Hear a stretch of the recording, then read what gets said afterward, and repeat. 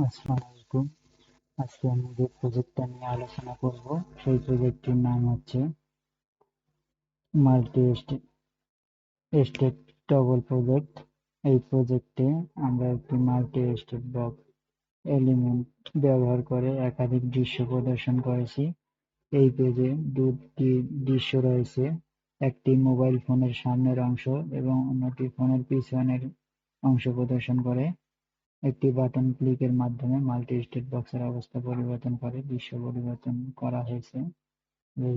যেকোনো একটি বাটন যদি আমরা ক্লিক করি তখন এই মাল্টি-স্টেট বক্সের অবস্থা পরিবর্তন হয়। এটি কোন পার্ট দেখাচ্ছে, এটি ব্যাক পার্ট দেখাবে।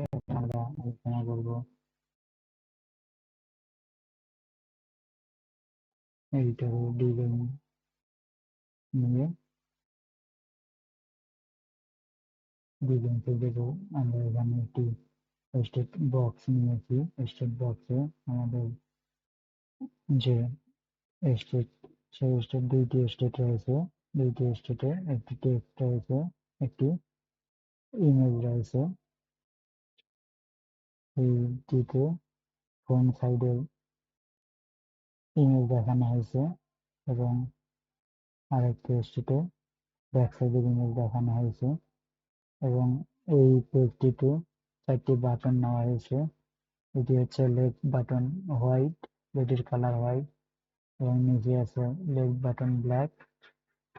একটির উপরে আরেকটি রাখা হয়েছে।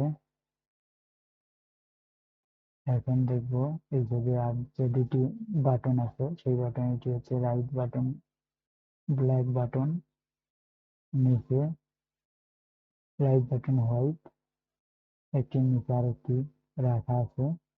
তো এই ছিল আমাদের ডিজাইন থেকে কাজ। এখন আমরা কোড নিয়ে আলোচনা করব।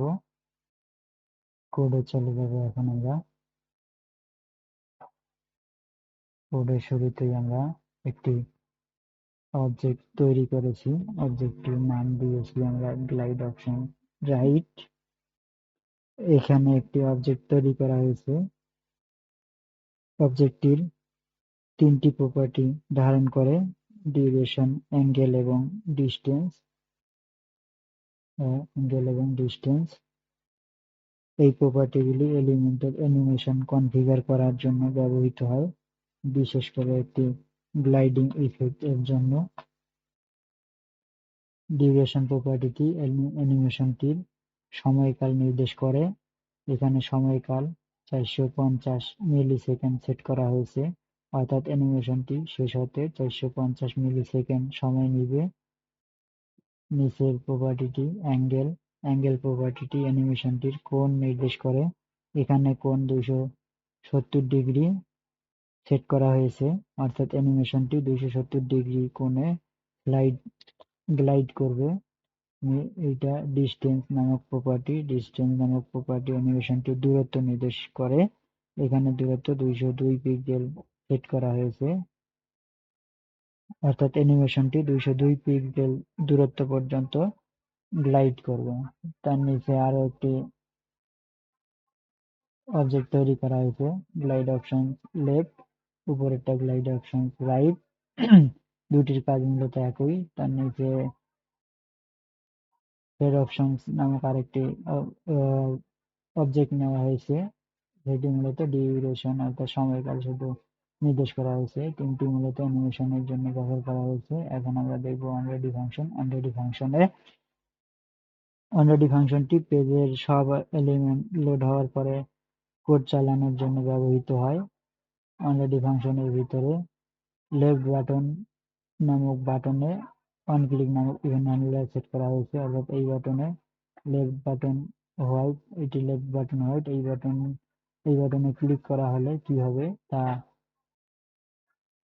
এইখানে অন নামক হ্যান্ডলারের মাধ্যমে সেট করা হয়েছে। এই দুটি বাটনে ক্লিক করা হলে টগল ফোন নামক যে ফাংশনটি আছে সেই টগল ফোন এই ফাংশনটি ট্রিগার হবে বা রান হবে। এই ফাংশনটির মাধ্যমে এইখানে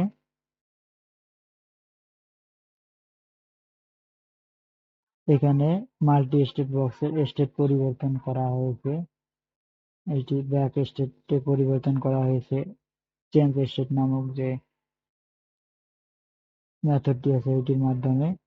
এখন ব্যাক স্টেটে যদি পরিবর্তন হয় তারপরে কি হবে নিচে তা দেখানো হয়েছে। Left button white, left button যে হোয়াইট আছে এই বাটনটি হাইড হবে, সেটি ফেড অ্যানিমেশনের মাধ্যমে দেখাবে।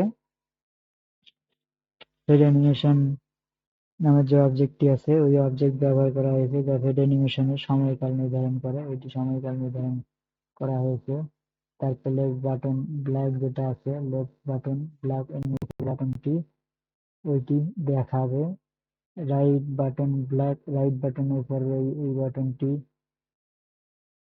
থ্রেড অ্যানিমেশনের মাধ্যমে লুকাবে এবং থ্রেড অপশনস নামক এই লুকানোর সময় থ্রেড অপশনস নামক যে অবজেক্টটা আছে এটির মাধ্যমে কিভাবে লুকাবে তা দেখানো হয়েছে।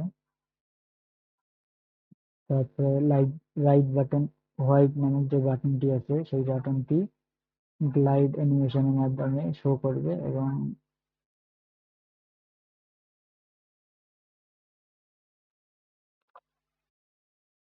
এই কার্যক্রমটা সংঘটিত হওয়ার সময় অ্যানিমেশনটি এই গ্লাইড অপশন রাইট নামক যে প্রজেক্ট অবজেক্টটা আছে সেই অবজেক্টের মাধ্যমে গ্লাইড অ্যানিমেশনের সময়কাল, কোণ এবং দূরত্ব নির্ধারণ করবে।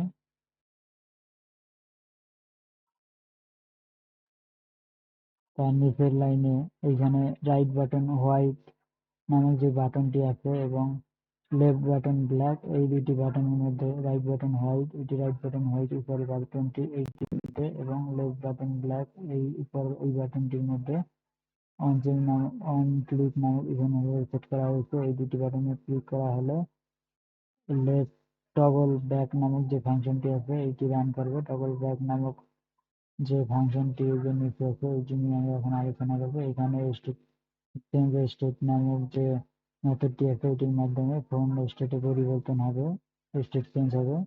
লেফট বাটন ব্ল্যাক যে বাটনটি আছে, লেফট বাটন ব্ল্যাক এটির নিচের যে বাটনটি আছে ওই বাটনটি হাইড হবে অর্থাৎ লুকাবে। Left button white, left button white এটি লেফট বাটন হোয়াইট এটি গ্লাইড অ্যানিমেশনের মাধ্যমে দেখাবে এবং অ্যানিমেশনটি কিভাবে কার্যক্রম হবে তা ওই glide option left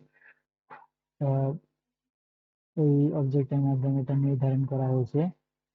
right button white নামক যে বাটনটি আছে সেটি হেড ইফেক্টের মাধ্যমে অ্যানিমেশনের মাধ্যমে সেটি লুকাবে এবং হেড অপশনস এর মাধ্যমে সেটি সেট করা হয়েছে কত সময় ধরে এটি লুকাবে, অ্যানিমেশনটি সংগঠিত হবে। তারপর নিচের লাইনে রাইট বাটন ব্ল্যাক নামক যে বাটনটি আছে সেটি শো করবে। তো এই ছিল আমাদের আজকের প্রজেক্ট নিয়ে আলোচনা। আসসালামু